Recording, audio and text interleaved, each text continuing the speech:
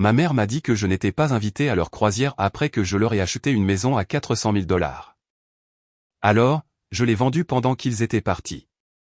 Vous ne croirez pas ce qui s'est passé quand ils sont revenus.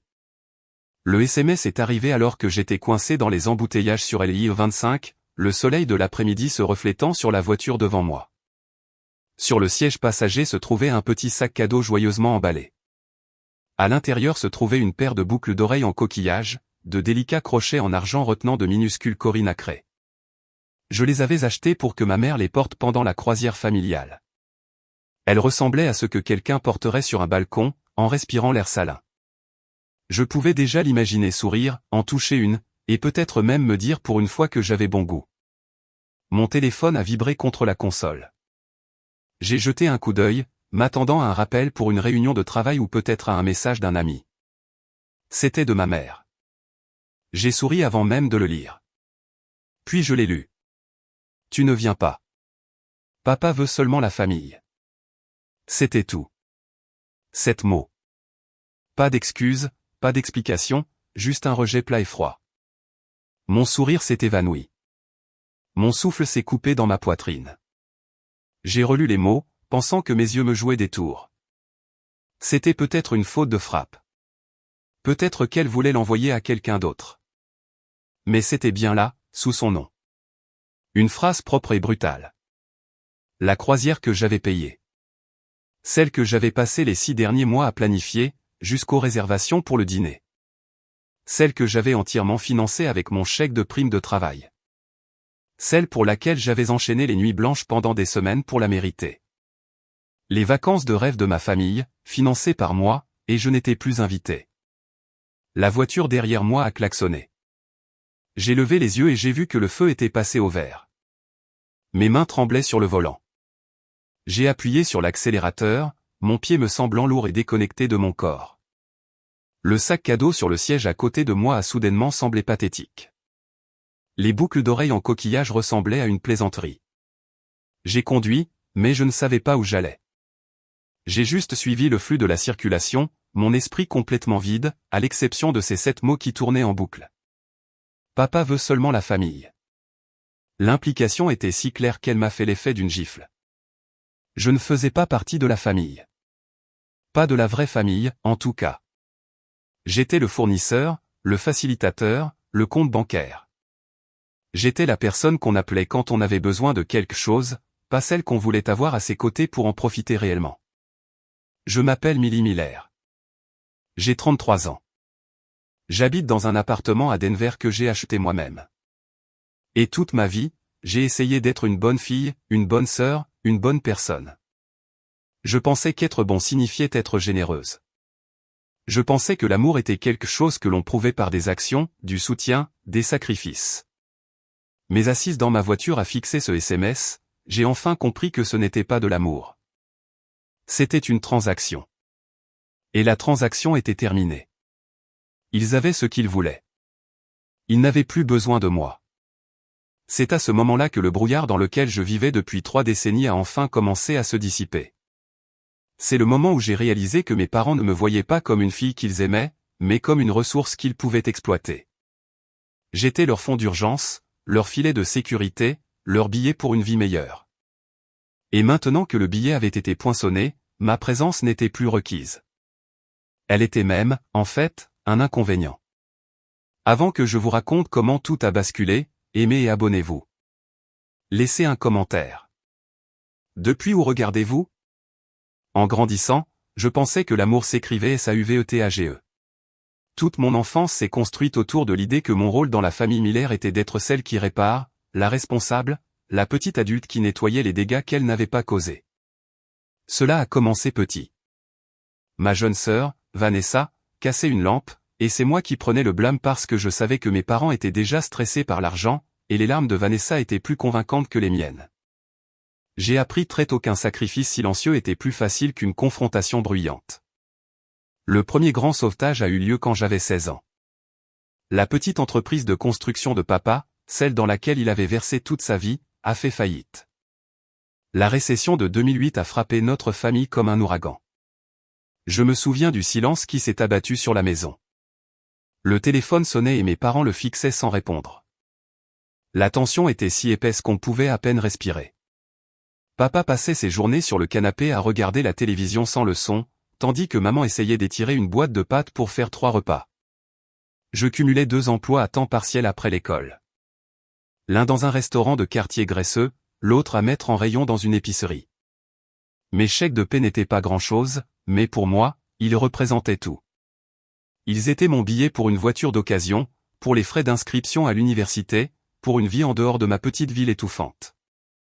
Un soir, je suis rentré tard, sentant l'eau de vaisselle et le nettoyant pour sol, et j'ai trouvé ma mère en train de pleurer à la table de la cuisine devant une pile de factures.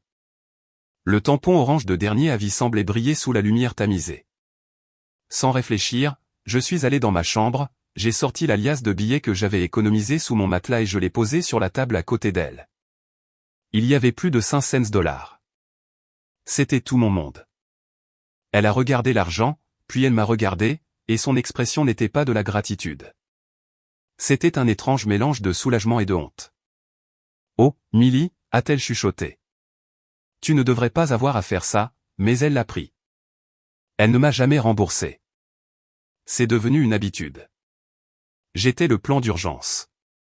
Quand Vanessa a décidé d'aller dans une université privée d'arts libéraux que nous ne pouvions pas nous offrir, c'est moi qui ai co-signé les prêts. Je commençais tout juste mon premier vrai travail dans le marketing, gagnant à peine de quoi payer mon propre loyer et mes dettes étudiantes. Mais Vanessa avait un rêve. Elle voulait vivre l'expérience universitaire. Cette expérience a duré un semestre. Elle a abandonné, invoquant des divergences créatives avec ses professeurs, et est revenue à la maison avec rien d'autre qu'une montagne de dettes. Mes parents s'inquiétaient. Cela va gâcher son crédit, disait papa. Elle ne pourra jamais prendre un nouveau départ. Alors, je lui en ai offert un. J'ai pris un travail en freelance les soirs et les week-ends, rédigeant des textes marketing pour des entreprises jusqu'à ce que mes yeux me brûlent. Cela m'a pris 2 ans, mais j'ai remboursé chacun de ses prêts étudiants.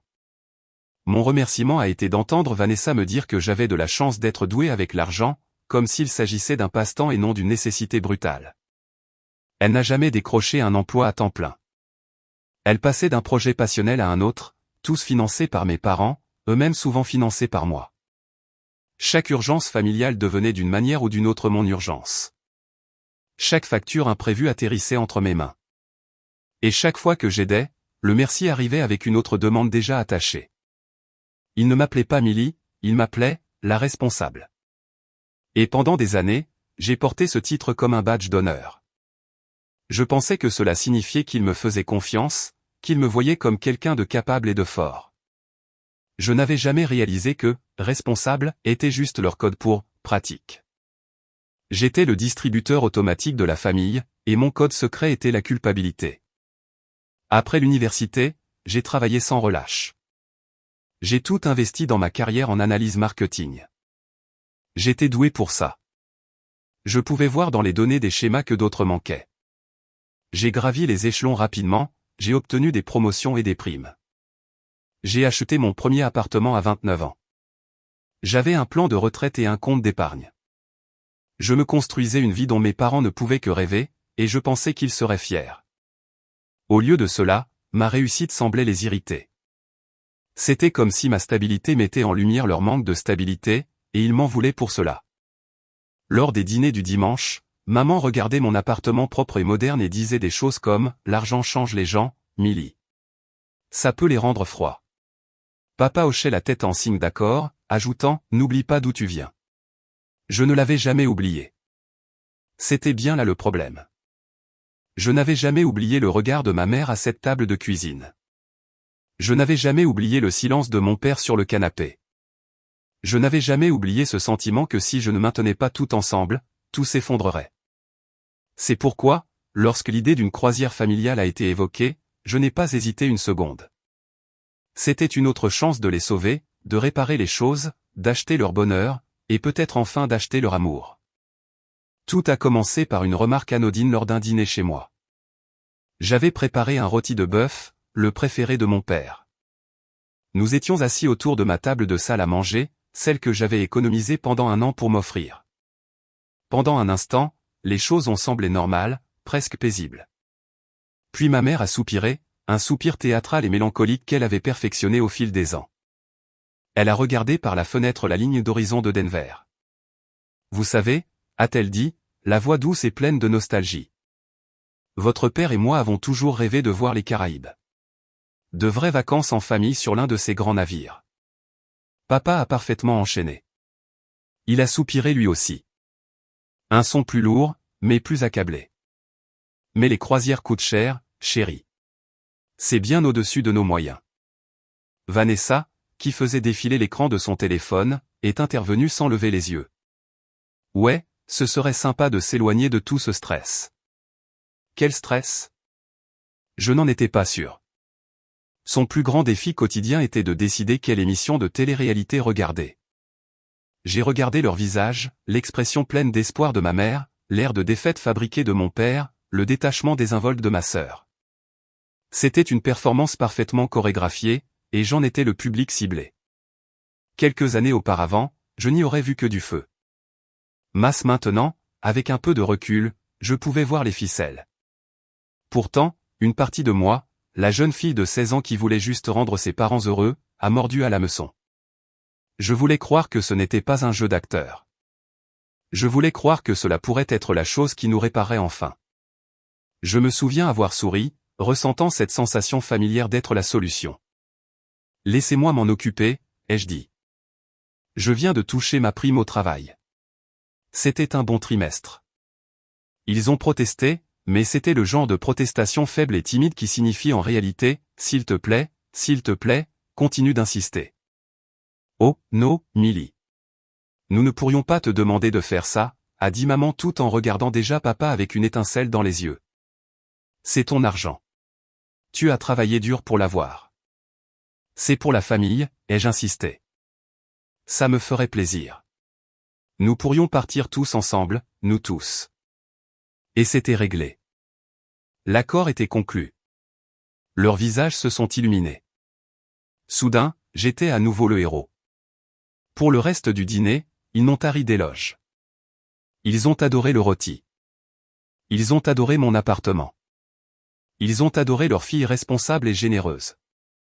La chaleur dans la pièce était enivrante.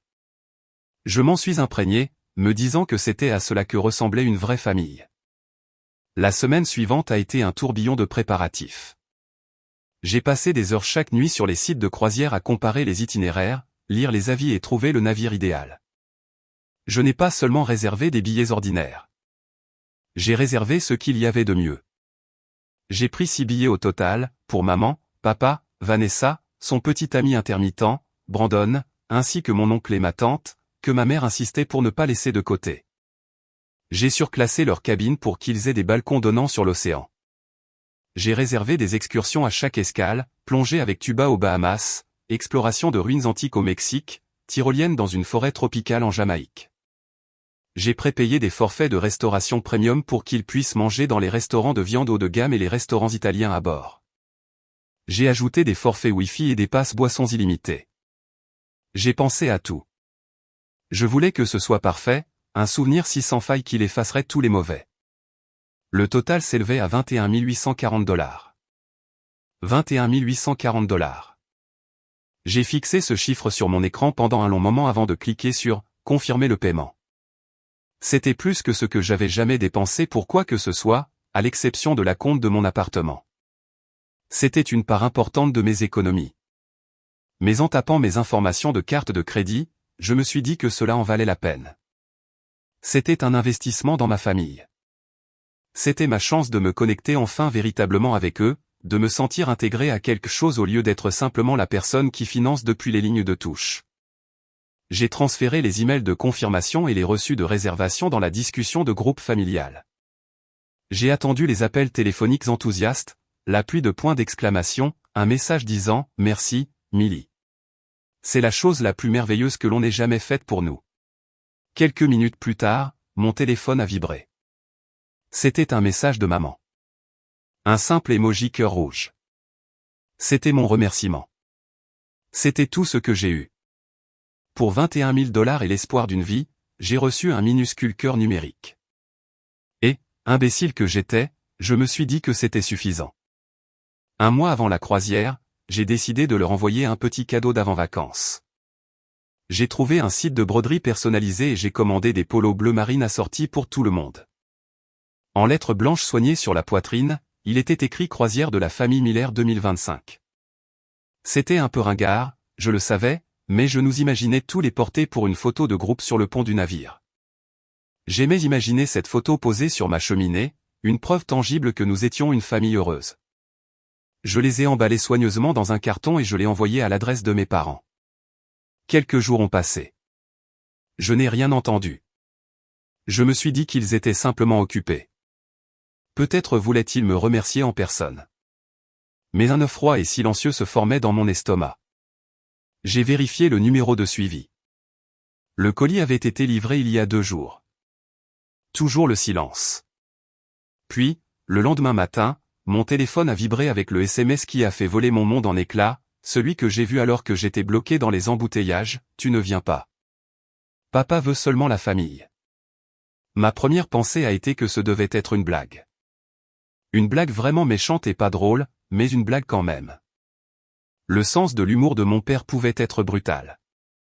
J'ai répondu par un simple point d'interrogation. Mon téléphone a vibré à nouveau presque immédiatement.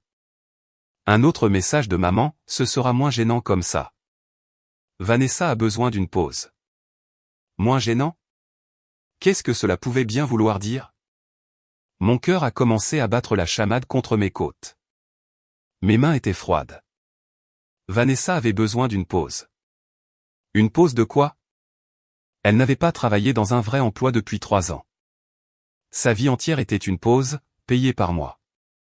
J'ai essayé d'appeler ma mère. Le téléphone a sonné une fois, puis est passé directement sur messagerie. J'ai essayé mon père. Directement sur messagerie. J'ai appelé Vanessa. Messagerie. Ils m'évitaient, tous. La panique s'est installée. J'ai ouvert notre discussion de groupe familial pour envoyer un message et demander ce qui se passait, mais le groupe avait disparu. Il n'était plus dans ma liste de messages. Mon pouce tremblait alors que je le cherchais, mon esprit refusant d'accepter ce que mes yeux voyaient. Avait-il supprimé tout le groupe? Puis une pensée encore pire m'a traversé l'esprit. Je suis allé dans les coordonnées de Vanessa et j'ai essayé de l'ajouter à un nouveau groupe. Un message d'erreur est apparu. Je ne faisais plus partie de ses contacts sur l'application de messagerie. J'avais été retiré, exclu. Mon sang n'a fait qu'un tour. Je me suis assise sur mon canapé, les lumières de la ville scintillant par la fenêtre, et j'ai ressenti une solitude que je n'avais jamais connue auparavant. C'était un vide profond, viscéral. J'avais été effacé en quelques clics. Plus tard dans la nuit, j'ai reçu un SMS de ma cousine Sarah. Elle était l'une des rares personnes de ma famille élargie à voir la dynamique familiale pour ce qu'elle était. Elle m'a envoyé une capture d'écran. Pas de mots, juste une image. Cela provenait d'une nouvelle discussion de groupe dont je ne faisais pas partie. Le nom du groupe était Équipage de la croisière Miller. Sur la capture d'écran, ma sœur Vanessa avait publié une photo d'elle tenant l'un des polos bleu marine que j'avais envoyé. Sa légende disait « On a reçu nos fringues de croisière. Trop hâte de faire ce voyage sans drame. » Dieu merci, Millie a décidé qu'elle était trop occupée par le travail pour venir. Le smiley clin d'œil à la fin est ce qui m'a détruite. La cruauté désinvolte est suffisante de ce geste. Ils avaient créé un tout nouveau scénario. Je n'étais pas des invités, j'étais juste trop occupé. Ils s'appropriaient le voyage que j'avais payé et me faisaient passer pour la personne trop imbue d'elle-même pour daigner venir.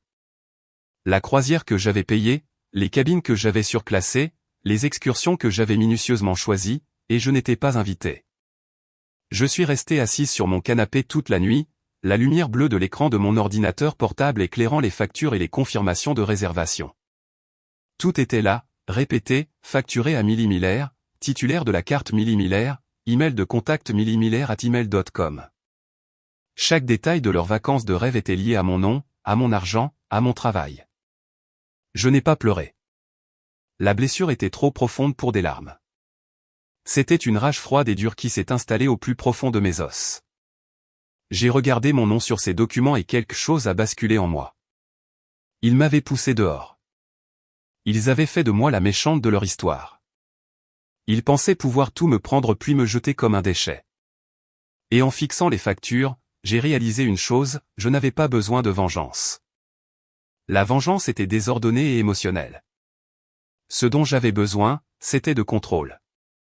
Et il venait de me rappeler que je le détenais entièrement. Je n'ai pas dormi de la nuit.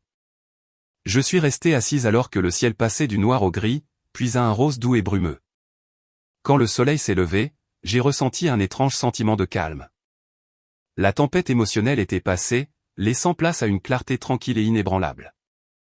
Je savais exactement ce que j'avais à faire. À 8h01, j'ai préparé une cafetière et je me suis installé devant mon ordinateur portable.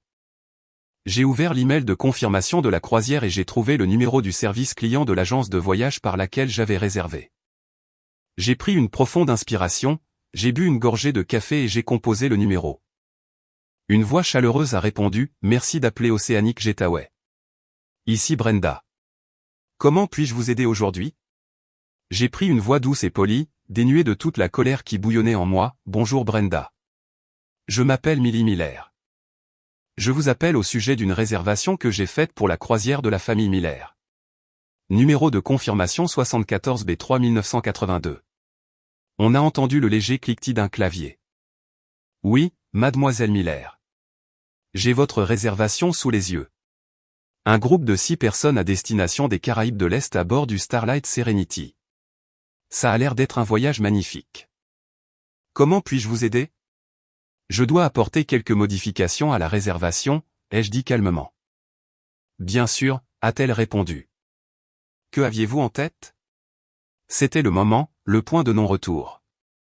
Tout d'abord, j'ai commencé à parcourir la liste des options payantes que j'avais financées.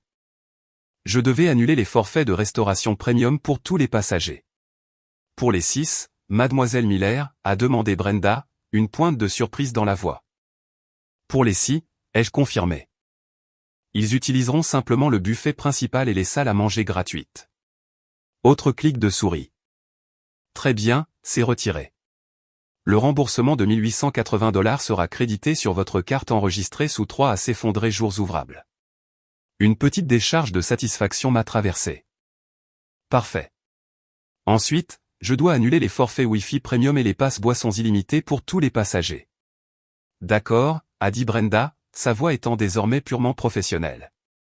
Cela fait un remboursement supplémentaire de 2460 $. Excellent, ai-je dit. J'ai continué à descendre la liste. L'excursion de plongée avec tuba, la sortie en tyrolienne, la cabane privée que j'avais réservée pour eux sur la plage. Annulé, annulé, annulé. À chaque cliquetis du clavier de Brenda, je me sentais un peu plus légère. Je récupérais chaque miette de ma générosité qu'ils avaient tenue pour acquise. Enfin, je suis arrivé au morceau de choix. Brenda, je dois également modifier l'attribution des cabines. Très bien. Quel genre de modification ? Les 5 suites avec balcon au nom de Richard Miller, Suzanne Miller, Vanessa Miller, Brandon Smith, et mon oncle et ma tante. Je dois les déclasser. Il y a eu une légère pause à l'autre bout du fil. Les déclasser, madame ? Oui, ai-je dit d'une voix ferme. Veuillez les transférer dans les cabines intérieures les plus basiques disponibles, les moins chères que vous ayez, de préférence sur un pont inférieur, près de la salle des machines si possible. Le silence à l'autre bout a été un peu plus long cette fois. Je pouvais imaginer Brenda, probablement une gentille femme dans un box quelque part, se demandant dans quel drame familial elle venait de mettre les pieds. D'accord, mademoiselle Miller, a-t-elle fini par dire lentement. Je peux les déplacer au pont 2. Ce sont de petites cabines intérieures, sans fenêtre. Est-ce que cela vous convient ? C'est parfait, ai-je dit, un vrai sourire se dessinant sur mes lèvres pour la première fois en 24 heures. Et qu'en est-il de votre billet, mademoiselle Miller ? A demandé Brenda. La suite principale sur le pont Penthouse. Voulez-vous l'annuler également ? C'était la partie la plus importante du plan. C'était là que le contrôle se transformait en justice. Non, ai-je dit d'une voix claire et enjouée. Je garde la mienne. Je serai là. J'ai marqué une pause pour les faits, juste pas avec eux.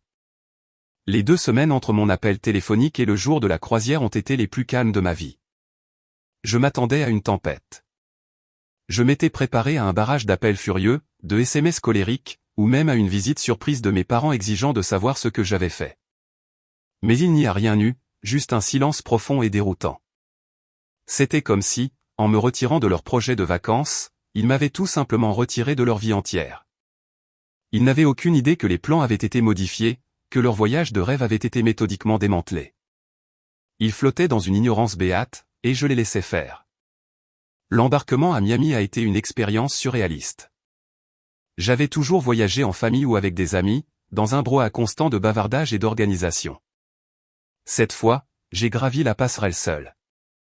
J'ai regardé les autres familles rire et prendre des photos, les parents essayant de rassembler des enfants excités, et j'ai ressenti un petit pincement, non pas de solitude, mais d'un détachement étrange et libérateur.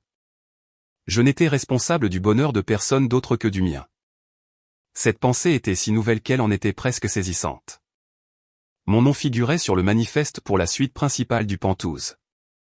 Un bagagiste a pris mon unique valise et m'a conduite à un ascenseur privé. La suite était à couper le souffle. Elle était plus grande que mon tout premier appartement, avec un grand salon, un lit king size, une salle de bain en marbre avec baignoire jacuzzi et un immense balcon privé qui contournait l'angle du navire, offrant une vue à 180 degrés sur l'océan. Une bouteille de champagne rafraîchissait dans un seau à glace à côté d'un mot de bienvenue adressé à Mademoiselle Miller. Je me suis tenu sur le balcon, la brise marine chaude sur mon visage, et j'ai ressenti un sentiment de paix que je n'avais pas connu depuis des années. C'était mon espace, mon sanctuaire, un endroit qu'il ne pouvait pas toucher. Je savais que la confrontation allait arriver. Le navire, bien que gigantesque, était un espace clos. Ce n'était qu'une question de temps. J'ai passé la première journée à m'installer, profitant délibérément de la solitude. J'ai déballé mes vêtements dans le dressing. J'ai pris un lourd bain. J'ai commandé un service d'étage et j'ai mangé sur mon balcon, regardant Miami s'estomper au loin. Je me sentais comme un espion, un observateur dans une expérience sociale de ma propre création. Je me demandais où ils étaient. Je les imaginais arriver au port, confier leur bagage à un bagagiste, puis se faire diriger non pas vers la grande suite des ponts supérieurs, mais vers les cabines exiguës et sans fenêtres du pont 2. J'imaginais leur confusion se transformer en indignation en ouvrant la porte d'une pièce de la taille d'un placard, avec le bourdonnement sourd et constant des moteurs du navire vibrant à travers le sol. Je ne les ai pas vus du tout durant ce premier jour et cette première nuit. J'ai dîné seul dans un restaurant calme réservé aux clients des suites, un avantage dont j'ignorais l'existence lorsque j'avais réservé. Je commençais à penser que nous réussirions peut-être à nous éviter pendant toute la semaine. Le lendemain soir, j'ai décidé de braver le buffet principal pour le dîner. C'était un endroit chaotique et animé, une symphonie de vaisselle qui s'entrechoque, de conversations bruyantes et d'odeurs de dizaines de cuisines différentes. J'ai rempli mon assiette et j'ai trouvé une petite table pour deux près d'une fenêtre, et c'est alors que je les ai vus. Ils se tenaient dans la file d'attente des desserts et ils avaient l'air misérables.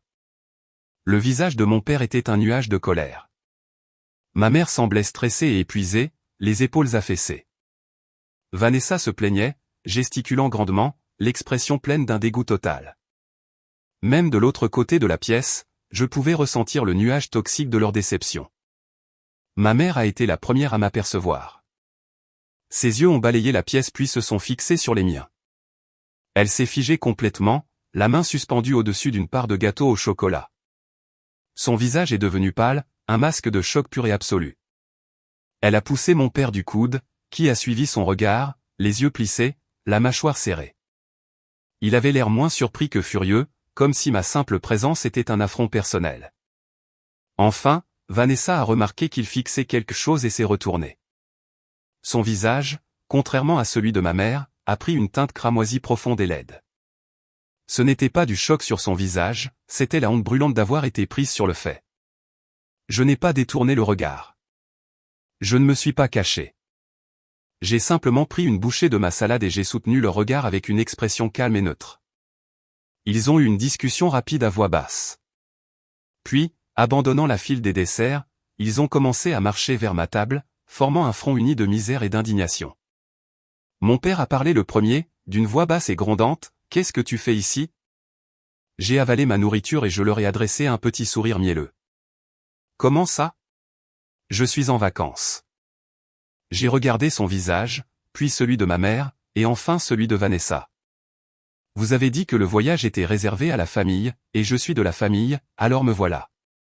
Mes mots, si simples et vrais, ont semblé les stupéfier au point de les réduire au silence. Il n'avait pas de réponse.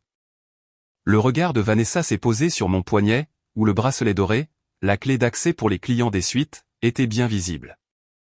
Cela contrastait fortement avec les bracelets économiques en plastique bleu d'apparence bon marché qu'ils portaient à leur propre poignet. Ses yeux se sont plissés sous l'effet de la compréhension et de la rage naissante. Avant qu'il ne puisse se ressaisir, je me suis levé, prenant mon assiette avec moi. Eh bien, c'était charmant, ai-je dit joyeusement.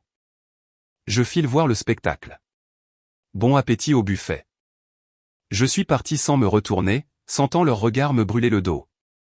Plus tard dans la soirée, le véritable retour de bâton a été servi. J'avais une réservation dans le meilleur restaurant du navire, l'Océan Prime Steakhouse. J'étais installé à une table chaleureuse avec une vue parfaite sur l'entrée.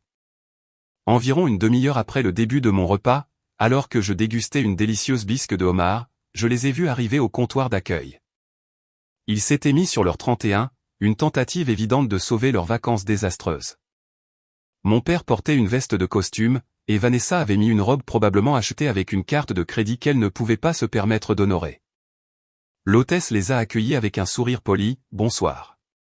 Avez-vous une réservation » Miller. Table pour 6, a dit mon père d'un ton brusque. L'hôtesse a tapé quelque chose sur son ordinateur. Son sourire s'est légèrement effrité. Je suis désolé, monsieur. Je ne vois pas de réservation à ce nom. Eh bien, nous faisons partie du groupe Miller, est intervenue ma mère, la voix tendue. Notre fille a réservé pour nous. L'hôtesse a tapé à nouveau. Je vois. Et quel est votre numéro de cabine ? Mon père lui a donné le numéro. L'expression de l'hôtesse est passée de la confusion à la désolation. Oh, je vois. Je suis vraiment désolé, mais le steakhouse est un restaurant de spécialité. Les privilèges de restauration associés à vos cabines concernent uniquement les salles à manger principales et le buffet. Le visage de ma mère s'est vidé de son sang. Vanessa, quant à elle, est passée directement à la rage. Elle s'est penchée vers sa mère et a sifflé, la voix assez aiguë pour s'entendre à travers le restaurant calme, « Tu avais dit que Millie avait tout payé. Tu avais dit que c'était tout compris. » L'hôtesse avait l'air mortifiée. D'autres clients commençaient à regarder. « Je suis terriblement désolé, » a-t-elle dit. « Mais il n'y a aucun forfait premium sur votre compte. » Ils sont restés là pendant une autre minute humiliante, à se disputer à voix basse avant de tourner les talons et de s'en aller furieux. J'ai pris une gorgée de vin lente et délibérée. Quelques minutes plus tard, mon serveur, un homme charmant prénommé Marco, qui avait assisté à tout l'échange, s'est approché de ma table. Il s'est penché d'un air complice, un sourire en coin sur les lèvres. « Votre famille à l'accueil » a-t-il dit doucement. Ils ont demandé si la cliente de la suite Penthouse, Mademoiselle Miller, serait d'accord pour surclasser leur formule de restauration pour eux. Je l'ai regardé. J'ai pensé à toutes ces années où j'avais surclassé leur vie, payé pour leur confort et les avais sauvés de leur propre choix. Non, ai-je dit, d'une voix douce mais ferme. Je ne pense pas que je le ferai. Ils s'en sortiront. Marco a hoché la tête, un regard de respect dans les yeux. Très bien, Mademoiselle Miller, a-t-il dit, avant de s'éloigner. Je suis resté seul avec mon steak, mon vin et le goût doux et satisfaisant d'une limite enfin imposée. Le lendemain de l'incident du steakhouse, une trêve fragile s'est installée sur le navire. Nous étions aux Bahamas, et j'ai passé la journée dans ma propre excursion, celle que j'avais gardée pour moi, nager avec les dauphins. J'ai passé la journée dans une bulle de tranquillité, chassant délibérément toute pensée de ma famille hors de mon esprit. Pendant quelques heures précieuses, je n'étais ni une fille ni une sœur. J'étais juste Millie, une femme en vacances. Ce sentiment était si nouveau et enivrant que j'en ai presque oublié le drame qui couvait juste sous la surface. L'évitement s'est poursuivi le reste de cette journée et la suivante.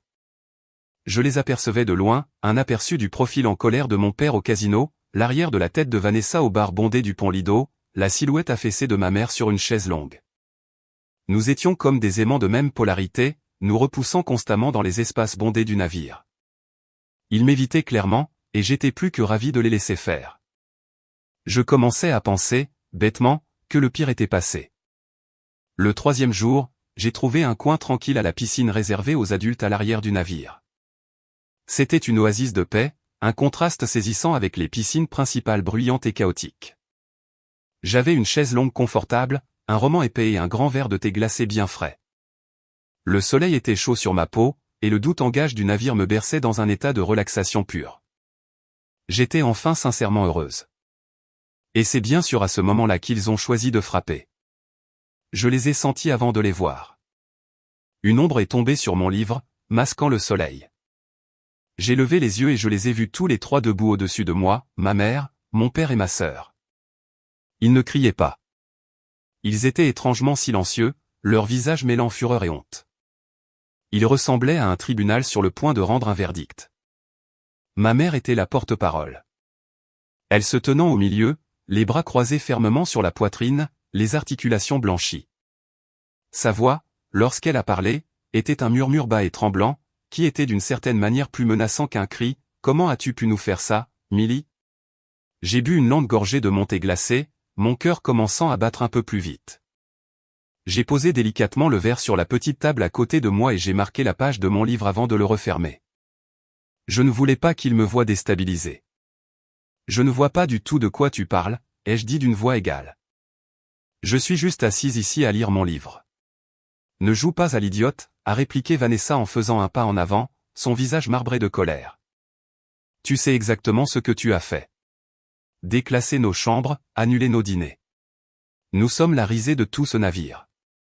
Les gens nous regardent, » a ajouté ma mère, la voix brisée par l'apitoiement sur soi. Ils voient nos bracelets bleus. Ils savent que nous sommes dans les cabines bon marché. Nous avons l'air ridicules. Et le voilà. Le cœur du problème. Ce n'était pas qu'ils m'avaient trahi. Ce n'était pas qu'ils s'en voulaient de m'avoir blessé. C'était qu'ils étaient embarrassés. Leur image publique, leur précieuse fierté avait été blessée. Ils étaient humiliés, et dans leur esprit, c'était entièrement de ma faute. Un sentiment profond et définitif de clarté m'a envahi. Ils étaient incapables de voir ce qu'ils avaient fait. Ils ne pouvaient voir que ce qu'on leur avait fait.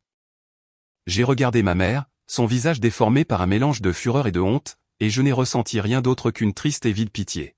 « Vous avez l'air ridicule », ai-je répété, ma voix calme mais portant dans la paix relative du pont Serenity. Quelques personnes sur les chaises longues voisines commençaient à se tourner vers nous, sentant le drame. « Voyons si j'ai bien compris. Vous avez pris des vacances à 21 000 $ que j'ai payées. Puis vous m'avez désinvité par SMS sous prétexte que ma présence serait gênante. Vous avez dit au reste de la famille que j'étais trop occupé par le travail pour venir. Vous m'avez exclu de la discussion de groupe familial. Vous avez fait tout cela, et vous pensez que c'est vous qui avez l'air ridicule ? » Ma mère a tressailli, le visage blême. Elle n'avait pas de réponse. « Tu es mesquine, Millie », a ricané Vanessa, tentant une autre ligne d'attaque. « Tout tourne autour de l'argent avec toi. C'est toujours le cas. Eh bien, laisse-moi te dire une chose, l'argent n'achète pas la classe. » L'hypocrisie de cette déclaration, venant d'une femme qui n'avait pas gagné son propre argent depuis des années et qui se tenait sur un bateau de croisière entièrement financé par moi, était si monumentale que j'ai failli rire. Au lieu de cela, j'ai soutenu son regard, l'expression impassible. « Tu as raison, Vanessa. Ça ne l'achète pas, » ai-je dit, ma voix aussi froide et tranchante que de la glace. Mais ça achète des billets. Ça achète des suites avec balcon, des dîners de viande et des sorties de plongée. J'ai marqué une pause pour laisser les mots s'imprégner. C'était tout. C'était le coup de grâce. Le visage de Vanessa s'est décomposé de rage. Mon père, qui était resté silencieux tout ce temps, se contentant de fulminer derrière ma mère, a finalement marmonné, « Sale gosse ingrate », avant de tourner les talons. Ma mère m'a jeté un dernier regard, ses yeux mêlant une haine farouche et un étrange plaidoyer désespéré, comme si elle s'attendait encore à ce que je répare tout. Puis elle a pivoté et a suivi mon père. Vanessa m'a lancé un regard plein de venin avant de s'éloigner précipitamment derrière eux. Ils étaient partis. La confrontation que je redoutais depuis des jours s'était terminée en moins de 5 minutes. Je me suis retrouvé dans le silence soudain, le soleil réchauffant à nouveau ma peau. J'étais consciente que la moitié des personnes sur le pont avaient assisté à tout l'échange. Je pouvais sentir leur regard sur moi. Par le passé, ce genre de regard public m'aurait mortifié. J'aurais ressenti une bouffée de honte brûlante et souhaité que le pont s'ouvre sous mes pieds pour m'engloutir. Mais alors que j'étais assise là, j'ai ressenti quelque chose de tout à fait différent. Je me sentais légère, un poids écrasant et massif que je portais sur mes épaules depuis toujours venait d'être soulevé. J'ai repris mon thé glacé, la main parfaitement stable. J'ai rouvert mon livre à ma page marquée et j'ai repris ma lecture, sans me soucier le moins du monde du fait qu'on me regardait. Pour la première fois, j'étais vraiment, complètement et glorieusement seul. Le reste de la croisière s'est déroulé dans un étrange état de statu quo tacite. Après l'esclandre au bord de la piscine, ma famille a semblé comprendre que la confrontation était inutile. Leur colère était une monnaie qui n'avait plus aucune valeur à mes yeux. Ils ont donc recouru à la seule arme qu'il leur restait, l'évitement. Ils m'ont traité comme un fantôme. Si j'entrais dans une pièce, ils la quittaient rapidement. Si nous nous croisions dans un couloir, ils fixaient intensément le mur d'en face. Je suis devenu une force invisible, une présence qu'ils refusaient de reconnaître. C'en était presque comique. Je les voyais dans la file du buffet, leurs assiettes chargées de nourriture gratuite, les visages fermés et rancuniers. Mon père avait l'air de partir au combat à chaque fois qu'il allait chercher une part de pizza. Ma mère affichait une mine éternellement offensée, comme si elle était l'héroïne d'une tragédie. Et Vanessa était l'image même de l'ennui boudeur, affalée sur une chaise, faisant défiler sans fin son téléphone, probablement furieuse de ne pas avoir le forfait Wi-Fi pour publier des messages sur ses terribles vacances. Moi, en revanche, je me suis bien amusé. J'ai pris un cours de cuisine. J'ai vu tous les spectacles. Je suis resté assise sur mon balcon pendant des heures, contemplant le bleu infini de l'océan, ressentant une paix plus profonde qu'une simple relaxation. C'était la paix d'une résolution prise. Le drame était terminé. J'avais survécu. Chaque fois que je les voyais malheureux, une petite partie de moi ressentait un pincement qui n'était pas tout à fait de la culpabilité, mais une reconnaissance solennelle de la finalité de tout cela. C'était la conséquence de leur choix. J'étais simplement spectatrice du dénouement. Le dernier matin, le navire a accosté de nouveau à Miami. L'atmosphère festive de la semaine passée a été remplacée par le stress sourd de milliers de personnes tentant de débarquer en même temps. J'ai pris un petit déjeuner matinal dans le salon des suites, puis j'ai attendu dans ma cabine que l'heure de mon groupe soit appelée, évitant ainsi la foule chaotique. Alors que je me tenais sur mon balcon une dernière fois, regardant le port, mon but était d'une clarté cristalline. Les vacances étaient terminées, mais mon travail ne l'était pas tout à fait. Il ne s'agissait plus de vengeance.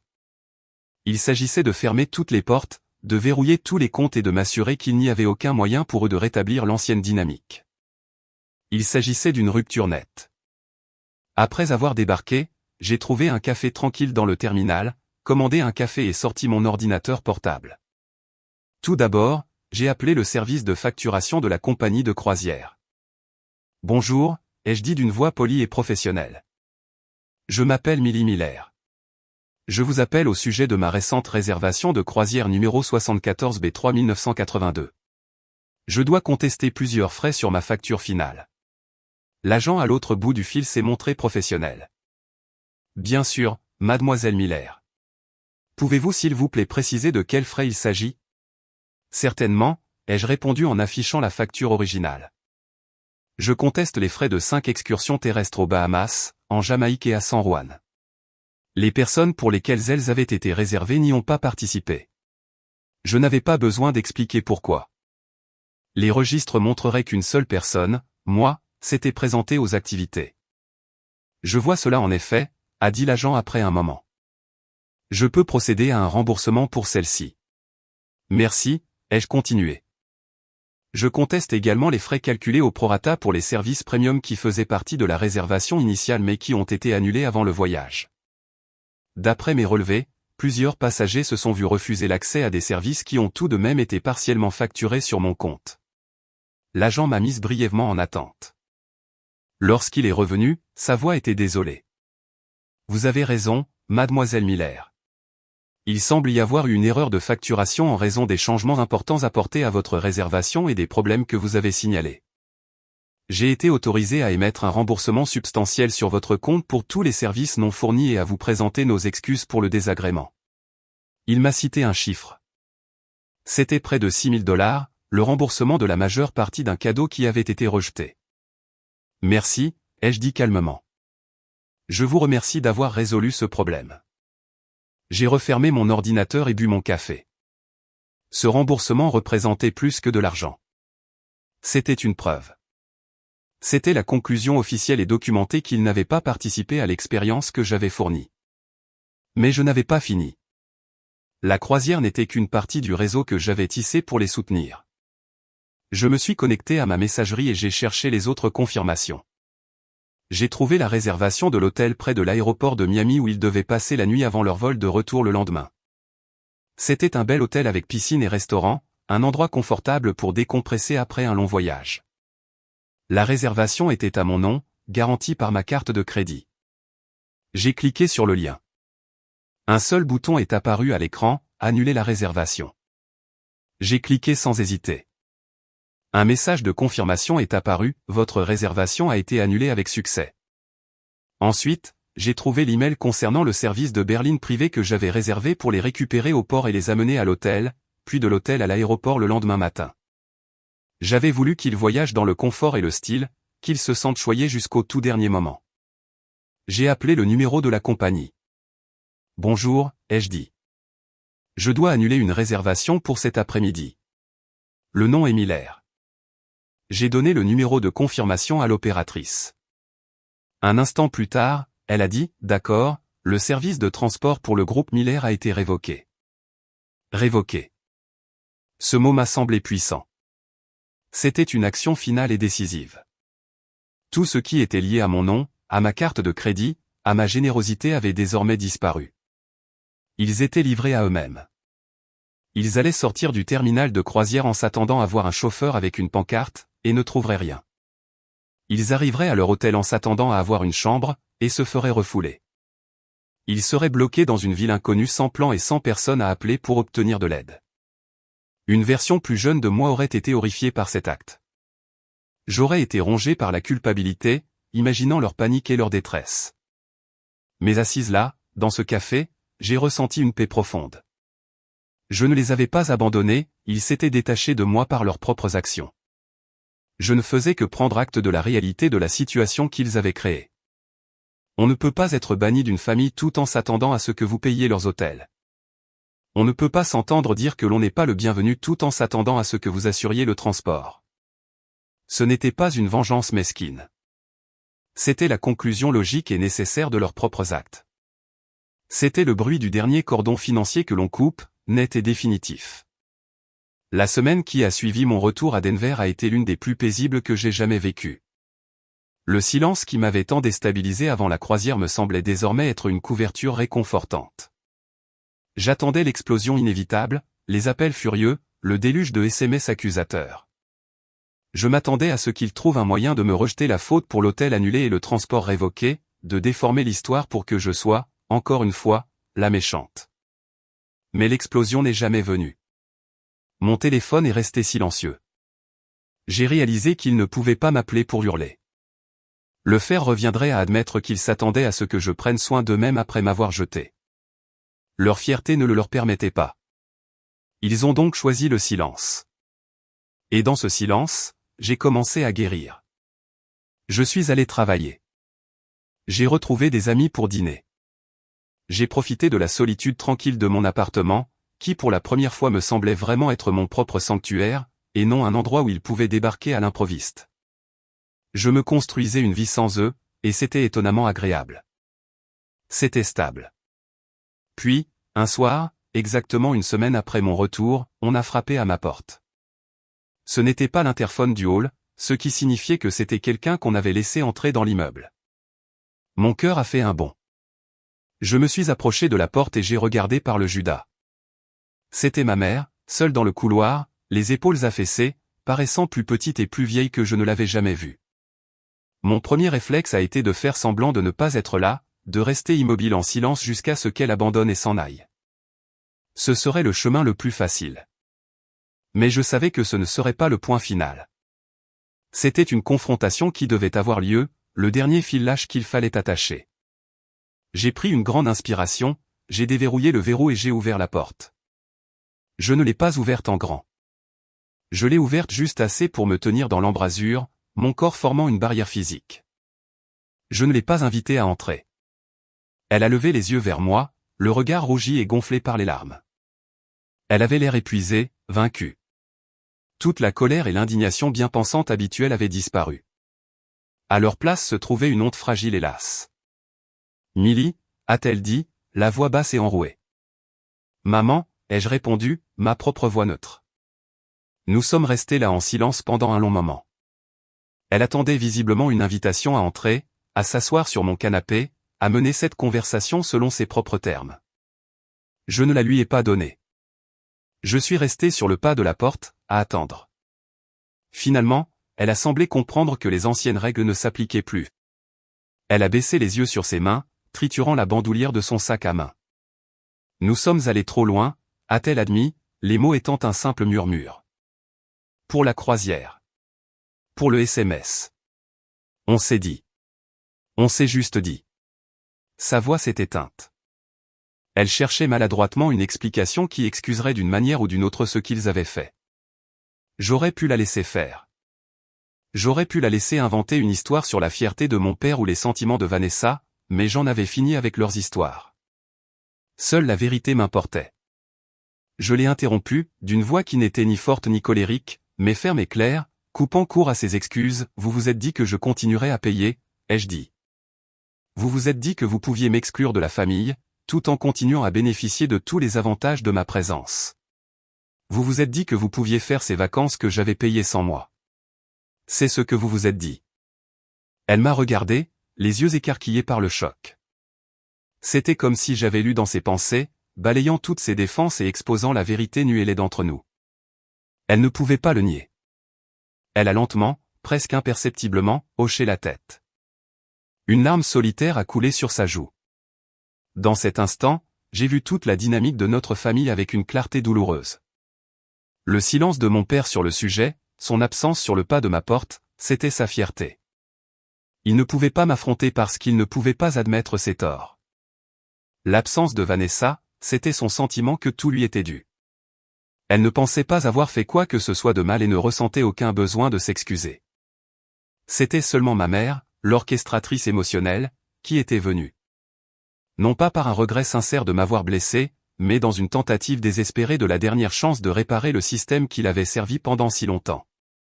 Elle n'était pas désolée de ce qu'elle avait fait, elle était désolée que cela se soit retourné contre elle. J'ai regardé cette femme qui était ma mère, et je n'ai plus ressenti de rage. Je n'ai pas ressenti de désir de vengeance. J'ai juste ressenti une tristesse profonde et définitive.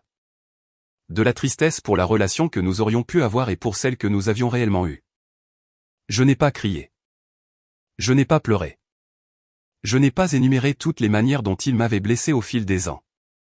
Je n'ai pas offert de pardon, car le pardon me semblait être une invitation à me laisser blesser à nouveau. J'ai simplement énoncé la nouvelle réalité, c'est fini, maman, ai-je dit, la voix douce mais inflexible. La banque est fermée. Les sauvetages sont terminés. Je l'ai regardé droit dans les yeux. Vous allez devoir apprendre à vous offrir vos propres vacances désormais. Son visage s'est effondré, mais je ne me suis pas laissé fléchir. Sa douleur était la conséquence de ses propres actes. Ce n'était plus à moi de la réparer. Puis j'ai fait la chose la plus difficile et la plus nécessaire que j'ai jamais faite. J'ai lentement et délibérément fermé la porte. Je ne l'ai pas claquée. Je l'ai simplement poussée jusqu'à ce que j'entende le clic doux et définitif du loquet. C'était le bruit d'une limite gravée dans la pierre. C'était le bruit de ma propre liberté. J'ai appuyé mon front contre le bois frais de la porte et j'ai écouté ces bruits de pas s'estomper dans le couloir. Et pour la première fois de ma vie, mon chez-moi m'a semblé véritablement et complètement sûr. 6 mois plus tard, j'ai fait une autre croisière. Cette fois, je suis parti seul dans les îles grecques. L'eau n'était pas du même bleu que celle des Caraïbes, c'était un saphir profond et envoûtant. J'ai passé mes journées à explorer des ruines antiques à Santorin et mes soirées sur le pont du navire, à regarder des couchers de soleil qui peignaient le ciel de nuances d'orange et de violet. J'avais emporté un carnet et j'ai rempli ces pages non pas de colère ou de rancœur, mais d'observation sur le monde et sur ma place en son sein. J'ai réalisé, assise là sous le ciel grec, que la paix ne vient pas de la réception d'excuses ou de la réparation de personnes qui sont résolues à être détruites. Elle vient du fait de les laisser partir, de leur permettre de vivre avec les conséquences de leurs propres choix. Les problèmes de ma famille n'ont jamais été les miens à résoudre. Ma valeur n'a jamais été liée à ma générosité. Ma véritable valeur venait des limites que j'étais désormais assez forte pour ériger. Quand je suis rentré à Denver, bronzé et reposé, une carte postale m'attendait dans ma boîte aux lettres. L'image était une photographie générique et délavée de montagnes. Je l'ai retournée. L'écriture était celle de ma mère, « Nous sommes désolés, Millie. Tu nous manques. » Un an plus tôt, ces mots auraient été une clé, ouvrant toutes mes défenses et me ramenant directement dans leur orbite dysfonctionnelle. J'aurais appelé immédiatement, prête à pardonner, prête à réparer, prête à payer. Mais alors que je me tenais dans mon entrée, j'ai simplement souri. C'était un petit sourire triste. Je ne ressentais pas de colère. Je ne me sentais pas triomphante. J'ai juste ressenti un sentiment tranquille d'achèvement. J'ai pris la carte postale et je l'ai glissée dans un tiroir avec d'autres vieux souvenirs, reliques d'une vie qui n'était plus la mienne. Puis je suis retourné dans ma chambre et j'ai commencé à faire mes valises pour mon prochain voyage, un week-end de randonnée à Moab, financé par moi, planifié par moi, et partagé uniquement avec des personnes qui m'appréciaient pour ce que j'étais, et non pour ce que je pouvais leur donner. Si vous avez déjà été celle qui donne tout à sa famille pour ensuite être rejetée, cette histoire est pour vous. Si vous avez déjà eu l'impression que votre amour n'était qu'une transaction, je vous comprends. Laissez un commentaire ci-dessous si vous avez dû apprendre à dire non. Parce que parfois, ce tout petit mot n'est pas un acte d'égoïsme, c'est la toute première limite que l'on construit pour sauver sa propre âme. Si cette histoire a résonné en vous, merci d'envisager de cliquer sur le bouton j'aime et de vous abonner à la